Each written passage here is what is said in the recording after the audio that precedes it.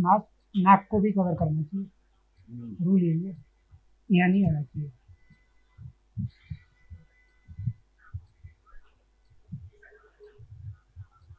नमस्कार, मैं रवि नीरज, डीडी दूर देहात न्यूज के लिए, और हमारे साथ हैं डॉक्टर संतोष राय।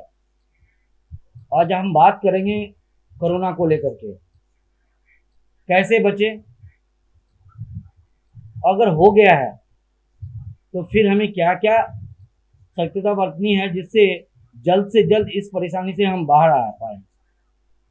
ये सही सारी जानकारी हम बात करेंगे, और खास करके मास्क, जो बात की जाती है कि मास्क आज के डेट में ब्रह्मास्त्र हो गया है, सैनिटाइजर वो भी ब्रह्मास्त्र हो गया है, सोशल डिस्टेंसिंग बहुत जरूरी है, क्यों जरूरी है, इन सारी बात पे हम बात करेंगे। सर को हमारा स्वागत है इस कोविड से मुक्ति के लिए, सही सजेशन देने के लिए। और सर का हॉस्पिटल गुड़गांव में है, और हमारे साथ आज आए हैं खास करके आप लोगों के लिए एक अच्छी जानकारी आप तक पहुंचाने के लिए, और बिना किसी लाम लपेटे के कोई बिजनेस माइंड से हम आपको समझाने नहीं जा रहे हैं। हमारा इरादा है आपको कोविड से बचाना। और मैं बताऊं कि मैं खुद भी इस कोविड से प्रभावित हूं। मतलब है कि हमारे रिश्तेदार इतने प्रभावित हैं, और हमारे एक रिश्तेदार की मृत्यु भी हो चुकी है इसी कोविड के दौरान। उनको था या नहीं था, ये सवाल बहुत मुश्किल है आज की डेट में, क्योंकि पोस्टमार्टम होता नहीं है, और जो अंदर डॉक्टर कह रहे होते हैं हॉस्पिटल में उनको मानना होता है। वो जो रिपोर्ट दिखा दिए उनसे हमें मान लेना पड़ता है। पूरी रियलिटी पे हम बात करेंगे, और सर को आज स्टूडियो में बुलाया है, और सीधा लाइव, कोई वीडियो आपको एडिट नहीं है, अनकट वीडियो हम आपको, अनकट हमारी वार्ता चलती रहेगी। Sir, social distancing, mask, sanitiser और 2 मीटर की दूरी कितना कारगर है? देखिए, जब कोरोना की पहली लहर आई थी तब कोई रिसर्च नहीं थी हमारे पास। हमारे पास क्या, पूरे विश्व को भी नहीं पता था। WHO भी समय समय पर अपने स्टेटमेंट को बदलता रहा। पहले 3 गज की दूरी, अभी अब 6 गज को दूरी को हमने मान्य रखा है। दूरी इसलिए, यदि कोई सामने वाला व्यक्ति कोरोना से संक्रमित है, वो छींक दिया, खांस दिया, तो उसके जो ड्रॉप से हमारे शरीर पे आ सकते हैं और हम कोरोना से संक्रमित हो सकते हैं।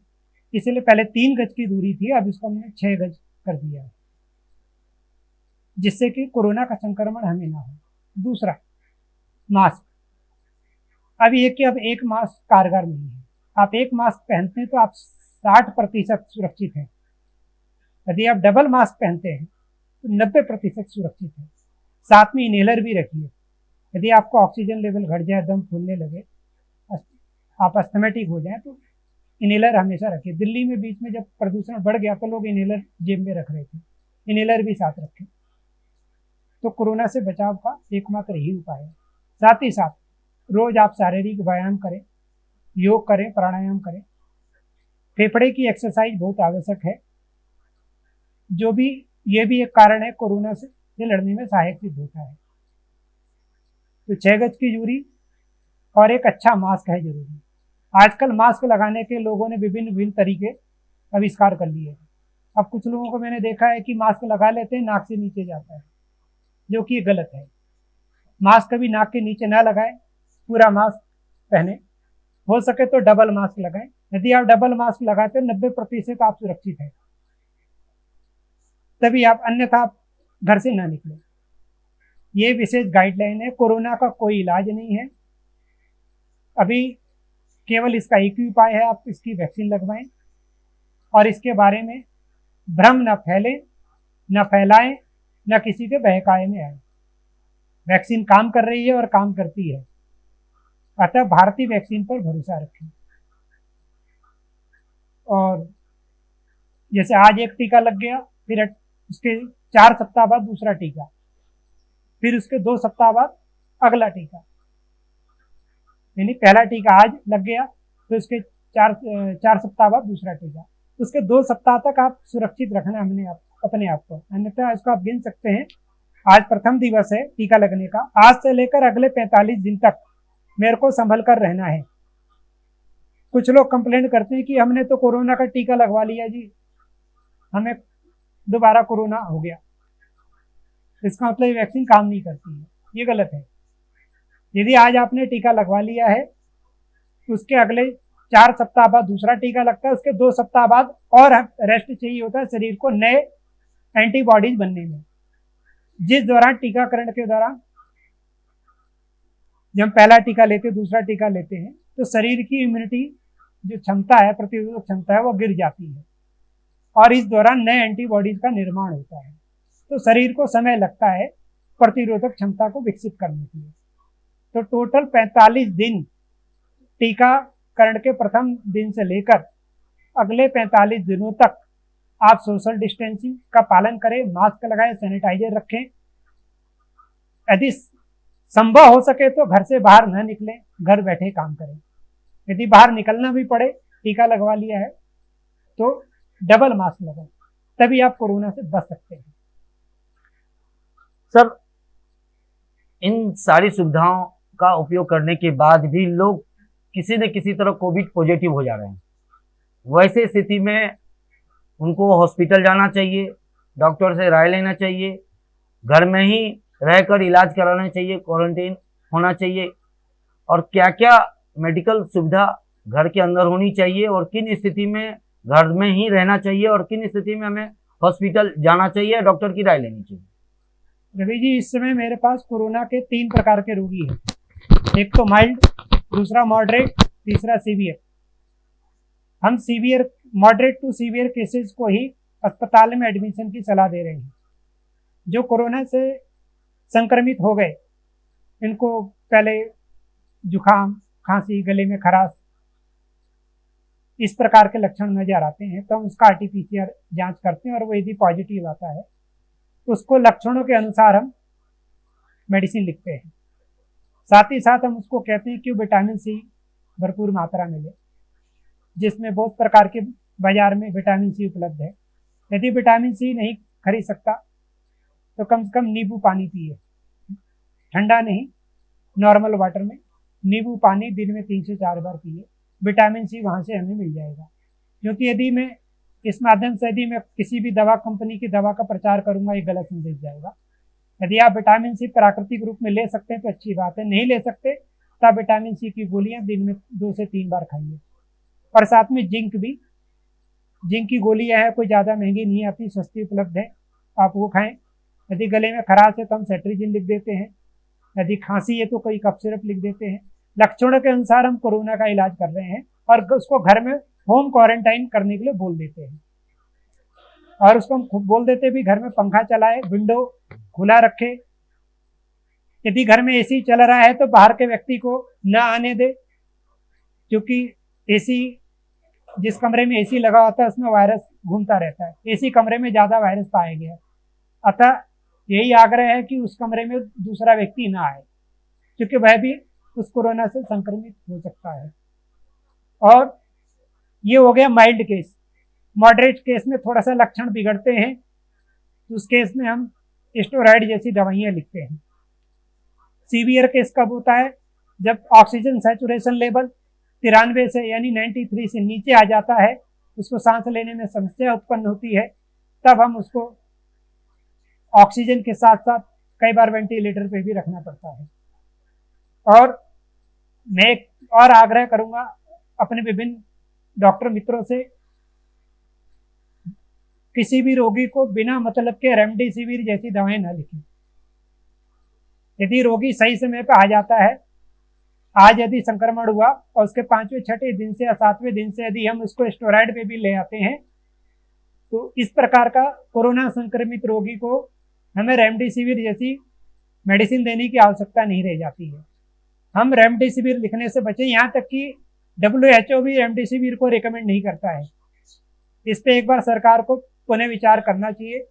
ICMR और एम्स जैसी संस्थाएं इस पे विचार करें कि रेमडेसिविर को अन्यथा न लें, रेमडेसिविर किसी भी रोगी पर न थोपी जाए। एक सस्ती दवा है steroid, dexamethasone, prednisolone, methyl prednisolone, जिसको 2 मिलीग्राम की टैबलेट आती है, 30 to 36 मिलीग्राम डेली हम देते हैं कोरोना के संक्रमित रोगी को, और वो जल्दी ठीक हो जाते हैं। लेकिन यह लक्षणों पर आधारित है इलाज। कोई भी रोगी, अब मैंने यहाँ बोल दिया नहीं उसको घर पे लेना शुरू कर दे, किसी भी चिकित्सक से सलाह ले और इस ट्रीटमेंट को ले, और अपने मित्रों को, रिश्तेदारों को, परिवार को जो उसके करीब में आए और साथ रहे, उनको भी कहें कि होम क्वारंटाइन हो जाए। इसका केवल यही इलाज है। अब आती है कि ऑक्सीजन की, जब ऑक्सीजन सैचुरेशन लेवल गिर जाता है तो हम ऑक्सीजन देते हैं रोगी को, फिर ऑक्सीजन बढ़ता है, इसको हम देते रहते हैं। और कई बार क्या होता है कि हम कोरोना की RT-PCR जांच करते हैं तो नेगेटिव आता है। वो नेगेटिव इसलिए आता है, यदि आज हम कोरोना संक्रमित हुए 7 से 10 दिन बाद हम जांच कराते हैं तो कई बार कोरोना टेस्ट नेगेटिव मिलता है, लेकिन उस पर लक्षण ऐसे होते हैं तो हम क्या करते हैं, HRCT जो है हम जांच करते हैं, CT स्कैन करके देखते हैं। तब तक हम देखते हैं काफी जो लंग्स हैं डैमेज हो चुके होते हैं। उस केस में हमें रोगी को वेंटिलेटर पर रखने की आवश्यकता पड़ती है, और लक्षणों पर आधारित हम उसको कई प्रकार के एंटीवायरल ड्रग्स भी लिखते हैं, और कई बार हम स्टेरॉइड भी देते हैं। सबसे अच्छा रिजल्ट इसमें स्टेरॉइड से हमें मिला है, जो कि बहुत सस्ती है और मार्केट में आसानी से उपलब्ध भी है। लेकिन कुछ अस्पताल, कुछ लालची लोग रेमडेसिविर की काला बाजारी करके सभी रोगियों पे इस पे लिख रहे हैं। अतः मेरा आग्रह है मानवता के लिए ऐसा न करें, रेमडेसिविर प्रत्येक रोगी को न लिखी जाए, इसके कोई अच्छे रिजल्ट भी नहीं है, और रेमडेसिविर को WHO भी रिकमेंड नहीं करता है। मार्केट में रेमडेसिविर को लेकर के काफी कंफ्यूजन है और ब्लैक में बिक रहा है, जिसका प्राइस लगभग मुझे लग रहा है 800 के आसपास है, और वो 20,000, 25,000, 30,000, मतलब कोई रेट नहीं है इसका। देखिए मैं आपको बता दूं, एक षड्यंत्र के तहत रेमडेसिविर को रिकमेंड किया जा रहा है, जबकि इस पे कोई रिसर्च नहीं है, स्टडी नहीं है। एक भेड़ चाल है कि यदि किसी डॉक्टर ने प्रयोग की, भाई उसको वहां अच्छे रिजल्ट आए, 10-100 मरीजों पे ट्रायल लिया तो हम भी करेंगे, ऐसा ना करें। मतलब पेशेंट के इसी इलाज पे, पेशेंट के शरीर के हिसाब से, बीमारी के हिसाब से लक्षणों, मरीज के जो लक्षण हैं, सिम्टम्स हैं, उसको देखते हुए चिकित्सक जो है मेडिसिन लिखता है, उसको वो अपने विवेक से निर्णय लेता है कि उसको स्टेरॉइड दें या एंटीवायरल ड्रग्स लें। बहुत सारी दवाएं उपलब्ध है, लेकिन रेमडेसिविर जैसी दवाइयां न लिखें जिससे मरीज पर आर्थिक बोझ बढ़े। अभी वर्तमान में जो स्थिति बनी है, ऑक्सीजन अवेलेबल नहीं हो पा रहा है, हॉस्पिटल में बेड नहीं है, ऐसे स्थिति में और जिनको पॉजिटिव कोविड हो जा रहा है उनके पास क्या रास्ता रह जाएगा? देखिए जो कोविड पॉजिटिव है वो घबराए नहीं। यदि घबराना और डर एक बहुत बड़ी समस्या है। दूसरा एक कारण है, अभी जो कोविड फैला हुआ है, पहली जो लहर थी, अभी दूसरी लहर है, इसमें कोरोना वायरस म्यूटेंट हो चुका है। इस म्यूटेशन के कारण जो उसका नेचर है, उसकी प्रकृति है, वायरस ने उसको बदला है, और अचानक जो ऐसा पेंडेमिक हुआ है दूसरी लहर में, क्योंकि ऑक्सीजन की खपत और काला बाजारी दोनों बढ़ी है। दूसरा, पिछले 1 वर्ष में एक काम और हुआ है, सोशल मीडिया में प्रमुखतः व्हाट्सएप, फेसबुक और यूट्यूब पर कुछ तथाकथित जो अपने आप को डॉक्टर बोलते हैं, उन्होंने अपना अधूरा ज्ञान सोशल मीडिया पे दिया है। यहाँ तक कि यह भी कहा गया कि कोरोना वायरस नाम का कोई बीमारी नहीं है, यह सब एक भ्रम है, केवल एक जुकाम, एक फ्लू है। यहाँ तक कि सोशल मीडिया में लोग बड़े बड़े लेक्चर दिए गए और जनता में भ्रम फैलाया गया कि एक षड्यंत्र है। मैंने उस तरह के वीडियो देखे, मैं नाम नहीं लूंगा उस व्यक्ति का। यह कहा गया कि कोरोना एक जुकाम है, एक कॉमन फ्लू है। फिर कहा गया, कोरोना वैक्सीन के खिलाफ दुष्प्रचार किया है कि कोरोना वायरस हमारे शरीर में डाल दिया जाता है, उससे और दोबारा कोरोना हो जाएगा। ऐसा नहीं है भाई, इस प्रकार की थ्योरी से दूर रहिए। यह ठीक है, हमें जो बचपन से अभी तक टीके लगे हैं, कैसे बनते हैं कि ज्यादातर टीके वायरस और बैक्टीरिया से ही बनाए जाते हैं। इन बैक्टीरिया या वायरस को डेड करके इनसे टीके विकसित होते हैं। जब हम छोटे थे, हमें BCG, डिप्थीरिया, MMR, इन सब के टीके लगते रहे हैं, तो बनते कहाँ से हैं? माननीय डॉक्टर साहब, आप अब तक सोशल मीडिया में अधूरा ज्ञान देते रहे, जनता को मूर्ख बनाते रहे, ये कहते रहे कि भी कोरोना वायरस डाल दिया जा रहा है हमारे शरीर में। आपको बचपन में आपकी माता ने टीके लगवाए होंगे BCG के, डीपीटी के, एमएमआर के, तो आपने ये नहीं देखा ये टीके कहां से बनते हैं। मेरे को एक बार याद है, मैं छोटा था, पोलियो का एक ड्राइव चला था देश में। भारत के विशेष वर्ग ने, मैं नाम नहीं लूंगा उस वर्ग का, एक विशेष वर्ग ने दुष्प्रचार फैलाया कि हमारे समाज को नपुंसक करने का सरकार का षड्यंत्र है। और ये इंदिरा गांधी के समय में भी हुआ खूब। सरकार को बड़ी समस्याएं झेलनी पड़ी। हेल्थ वर्करों को पीटा जाता था। वो बोलते थे कि आप हमारी कौम को जो है नपुंसक बनाना चाहते हो। इस प्रकार का दुष्प्रचार किया गया।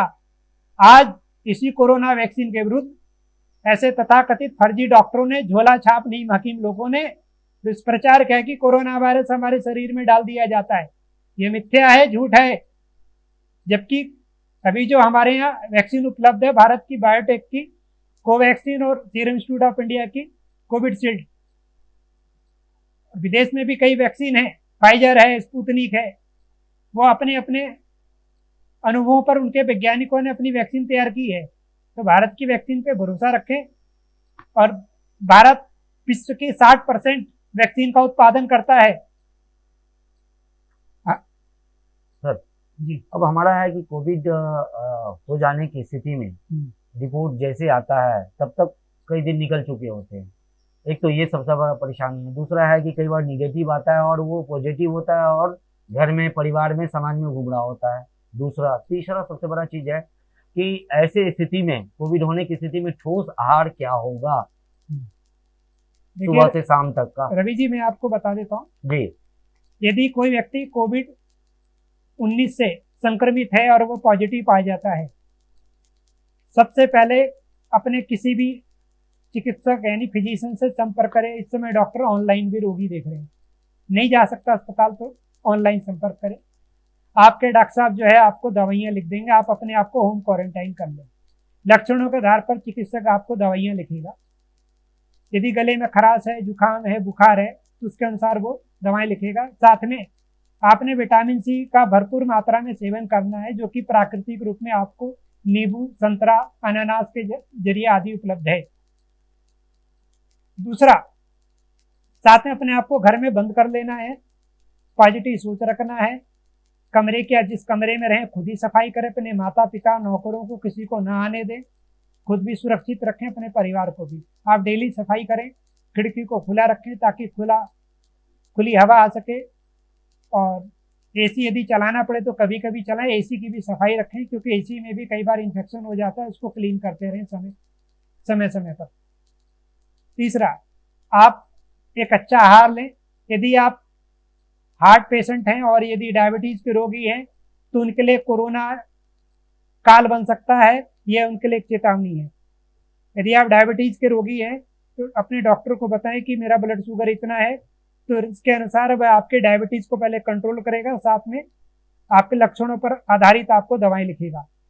यदि आप हृदय रोग से पीड़ित हैं तो आपके अपने चिकित्सक को बताएं कि मैं कोरोना पॉजिटिव हूँ, हृदय रोग से पीड़ित हूँ। तो डॉक्टर हो सकता है आपकी हृदय रोग की जो दवाएं चल रही है उसको कंट्रोल करने के लिए दवाइयों की डोज बढ़ा सकता है। साथ ही साथ लक्षण पर आधारित आपको दवा लिखेगा। ये तो हो गया पहले स्टेज की। लेकिन ये है कि अपने आप को यदि कोविड पॉजिटिव हो जाए, ये नहीं कि आप पूरे जगत में घूम कर आ जाओ, पूरे लोगों को बीमार करें, अपने घर वालों को भी। ऐसा कदापि ना करें। अपने आप को होम क्वारंटाइन कर लें और अच्छा आहार लें। हरी सब्जियां जितनी खा सकते हैं, पालक खाइए। हो सके तो चावल, आटा, गेहूं, मैदा बिल्कुल बंद कर दें, बिल्कुल ना लें।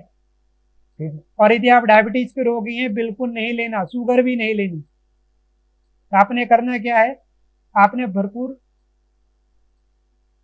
अच्छी खासी सलाद खानी है, जूस पीना है, सूप पीना है। आप ओट ले सकते हैं। ये सब चीजों का आप सेवन करिए। ड्राई फ्रूट खाइए, जिसमें बादाम है, आलमंड है। ये सब चीजें आप सेवन करिए। हो सके तो आप चीनी बिल्कुल बंद कर दें। ग्लूटामाइन फूड बिल्कुल बंद कर दें, ना लें। मैदा से बनी हुई चीजें, जलेबी, समोसा, कचौड़ी, बर्गर, पिज्जा, नूडल्स, ये सब बंद कर दें। हो सके तो आटा और चावल भी बंद कर दें और एक साधारण सा आहार लें जिसमें भरपूर मात्रा में हरी सब्जियां हो, सलाद हो। वो आपके लिए आवश्यक है। आप जल्दी ही इससे ठीक हो जाएंगे। आप कोरोना को मात दे सकते हैं। आपका जो रसोई है उसमें भी बहुत सारी औषधियां उपलब्ध हैं। जिसमें हल्दी है, दालचीनी है, इसको भरपूर मात्रा में अपने भोजन में लें। चाहे तो आप उसका सूप बना ले, काढ़ा बना ले, कुछ भी बना ले। सर अब है क्या कि कोविड पेशेंट जब घर में बीमार हो जाता है और सही ढंग से उसे इलाज नहीं मिल पाता है और ऑक्सीजन की आवश्यकता महसूस होती है, तो क्वारंटाइन और हॉस्पिटल पहुंचने का किन स्थिति में उनको हॉस्पिटल एडमिट हो जाना चाहिए?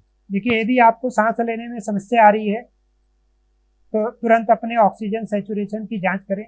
यदि वो 93 से नीचे जा रहा है, वैसे तो 95 को हम स्टैंडर्ड वैल्यू मानते हैं, लेकिन 93 से नीचे जाते ही अस्पताल में एडमिट हो जाए, जहां आपको ऑक्सीजन दी जाएगी और ऑक्सीजन का सैचुरेशन नंबर 95 से ऊपर होना चाहिए या 93 से ऊपर होना चाहिए। तब तक आप अस्पताल में एडमिट रहें। यदि और इससे नीचे गिरता है तो उसमें वेंटिलेटर की आवश्यकता होती है। सर क्या आज के डेट में सर्दी खांसी जो एक नेचुरल पहले हुआ करता था, अगर वैसा अगर कुछ प्रॉब्लम है तो क्या वो भी कोविड माना जाएगा? सुन लीजिए, एक बीमारी है स्वाइन फ्लू, एक आपने सुना होगा इन्फ्लुएंजा, जिसको वायरल भी बोलते थे। कॉमन भाषा भाई मेरे को वायरल हो गया, जुकाम खांसी बुखार, ये कॉमन था। जी जी। इस समय यह है कि इन्फ्लुएंजा स्वाइन फ्लू के जो लक्षण है कोविड वाले लक्षणों से मेल खाते हैं, और इसलिए हम आरटीपीसीआर की जांच करते हैं। यदि आरटीपीसीआर नेगेटिव आ रहा है और फिर भी लक्षण है, सांस लेने में समस्या है, तो तुरंत हम सिटी स्कैन करते हैं। तो सिटी स्कैन में यदि उसका स्कोर 17 से 25 के बीच में है तो समझ लीजिए कि रोगी बहुत गंभीर स्थिति में है, तो उसको तत्काल ऑक्सीजन और वेंटिलेटर की आवश्यकता है। ऐसे केस को अस्पताल में एडमिट किया है, लेकिन इस समय हो क्या रहा है, अस्पतालों में मॉडरेट केसेस को भी, जो माइल्ड केसेस को भी एडमिट किया जा रहा है। डॉक्टर ऐसे रोगियों को ना लें, ना एडमिट करें। बेड की बहुत बड़ी समस्या है, क्योंकि ऑक्सीजन की खपत बढ़ रही है और लोगों ने ऑक्सीजन को स्टोर करना शुरू कर दिया। यह कदापि ना करें। समय पर अपना इलाज कराएं, डॉक्टर को बताएं, अपने परिवार को बताएं, अपने आप को क्वारंटाइन करें, लेट ना करें। सर वेंटिलेटर एक बहुत बड़ा प्रश्नवाचक चिन्ह बन के आया कि जरूरत है देश में। क्या लग रहा है देश में ये सुविधा कितना अवेलेबल है, और अगर है तो किन किन शहरों में अवेलेबल है, और अगर नहीं अवेलेबल है और जरूर है तो उसका रास्ता क्या है? मैं आपको एक उदाहरण देता हूँ। जब कोरोना की पहली लहर आई थी, अमेरिका और इटली बर्बाद हो चुके थे, जबकि उनकी स्वास्थ्य सेवाएं हमारे से बहुत अच्छी है, और उस तरह का प्रकोप हमें कोरोना 1 में नहीं मिला था भारत में। भारत जैसे देश ने अमेरिका और इटली और अन्य देशों की मदद की थी, हमने अपनी दवाइयां भेजी। जब अमेरिका नहीं संभाल पाया उस लहर को, लेकिन दूसरा क्या है कि सरकारों की इच्छा शक्ति पर भी निर्भर होता है। कुछ लोग लॉकडाउन का समर्थन करते हैं, तो कुछ लोग आर्थिक और दूसरे कारण बता के, आर्थिक सामाजिक कारण बता के इसका विरोध करते हैं।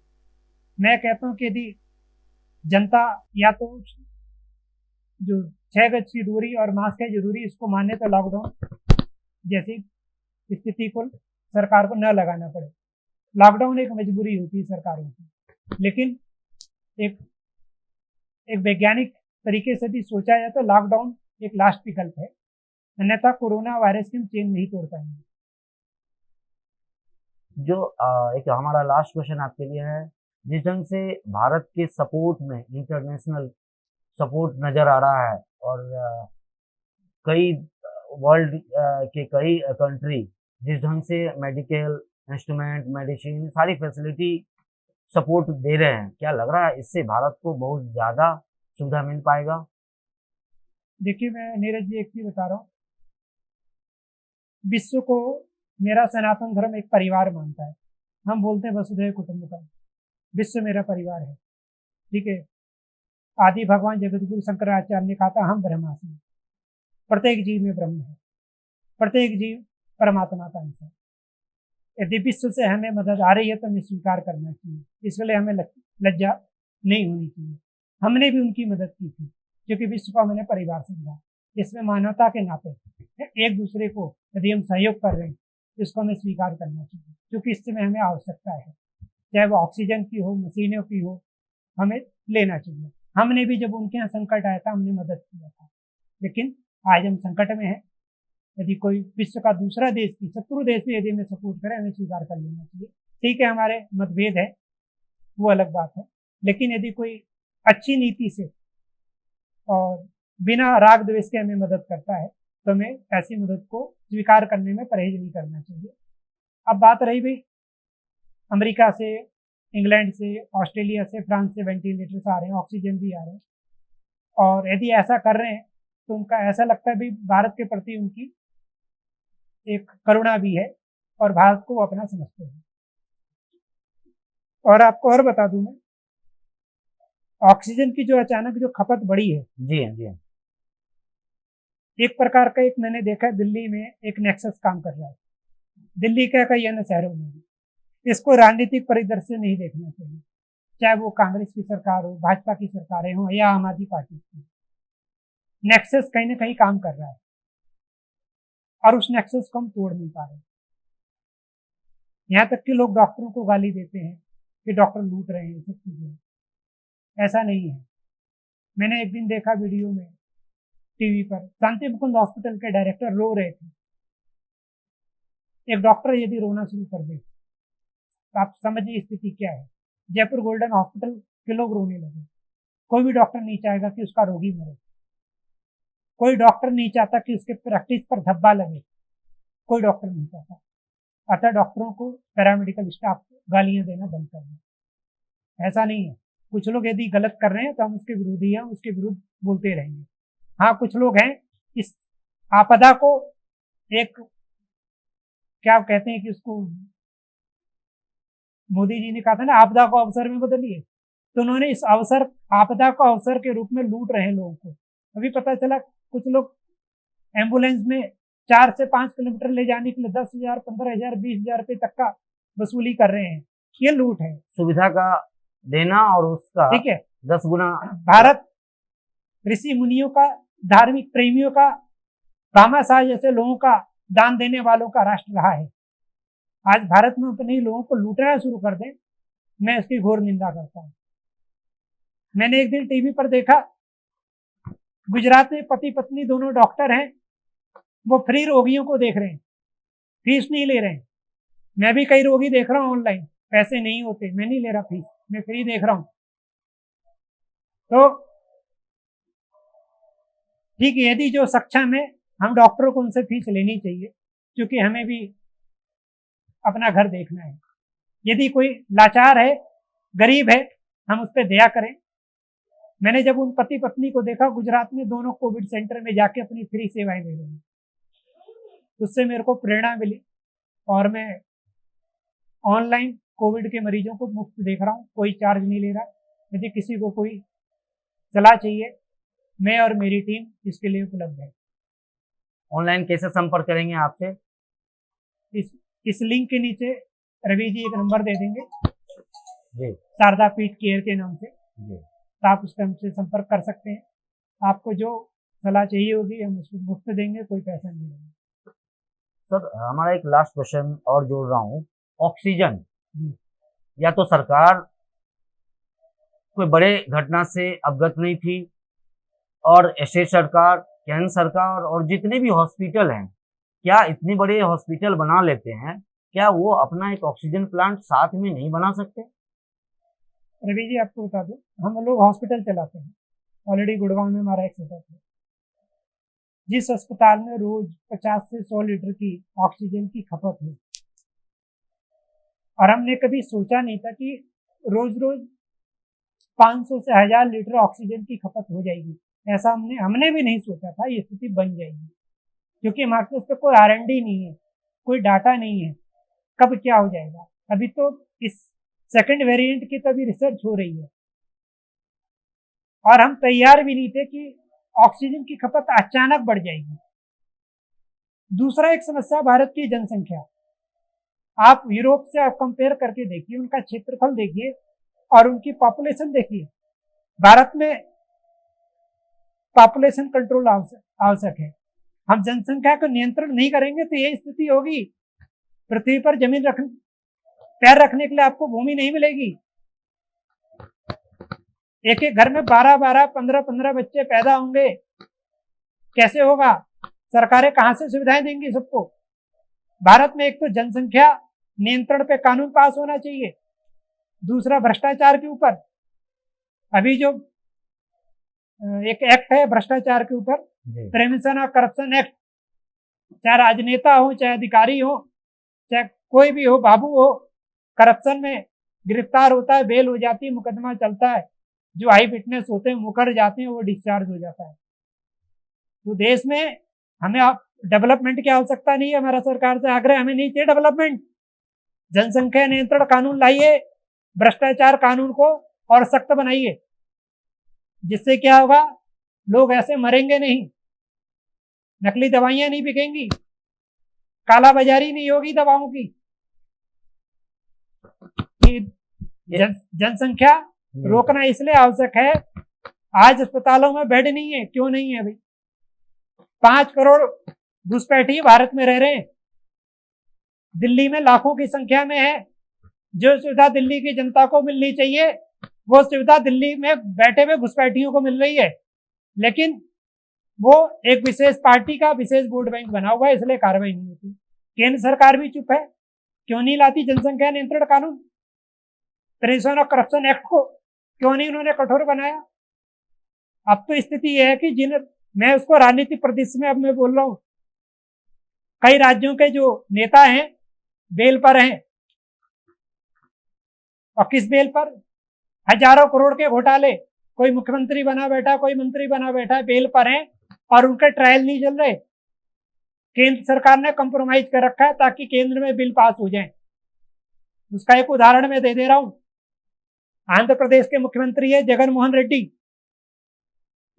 करोड़ों रुपए के घोटाले का केस है, करप्शन का केस है, बेल पर हैं, मुख्यमंत्री है वो, लेकिन ट्रायल नहीं चल रहा है। यदि ट्रायल हो जाए, फास्ट ट्रायल, उसको सजा हो जाएगी। यहां तक कि सीबीआई भी चुप बैठी हुई है। तो यहाँ दुरुपयोग नहीं हो रहा क्या? किस लिए? क्योंकि यही काम पहले कांग्रेस करती आई थी,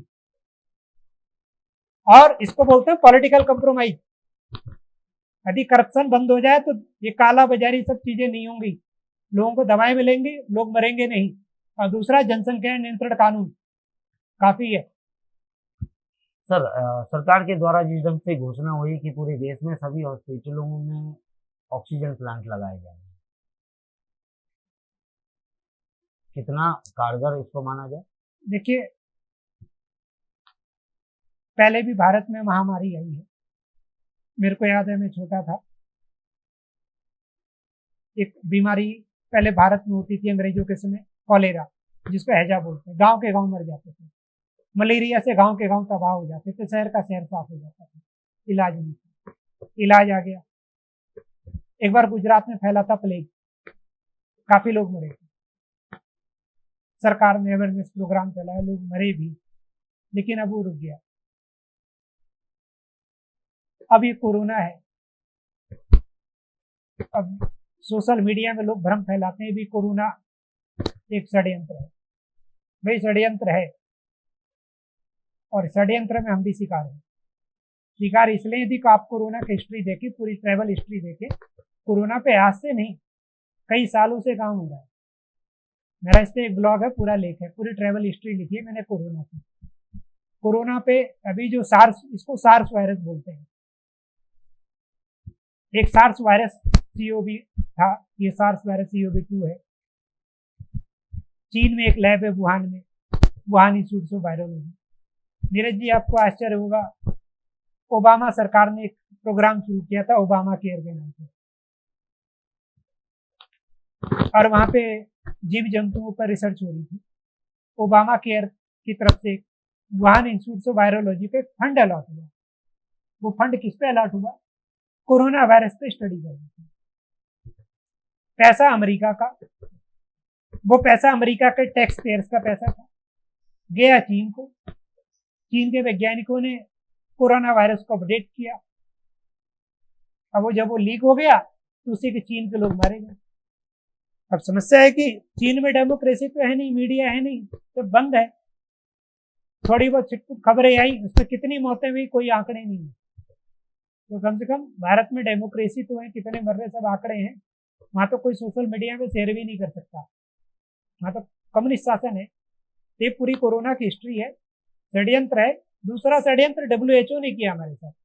WHO ने पूरे विश्व को गुमराह किया, इसलिए अमेरिका के पूर्व राष्ट्रपति श्री डोनाल्ड ट्रंप ने इसको वुहान वायरस तक कहा था। लेकिन एन केन प्रकरण हम देर से जागे, हम चीन पे कोई टारगेट नहीं कर रहे थे। भाई जिस राष्ट्र की गलती, उस राष्ट्र को अपनी गलती को स्वीकार करनी चाहिए, उनसे गलती हो गई, इस बीमारी को मिलकर रोके जी। तो इसलिए कोरोना एक षड्यंत्र है जो कि चीन से फैला है, और वुहान इंस्टीट्यूट ऑफ वायरोलॉजी पे सालों से रिसर्च चल रही थी।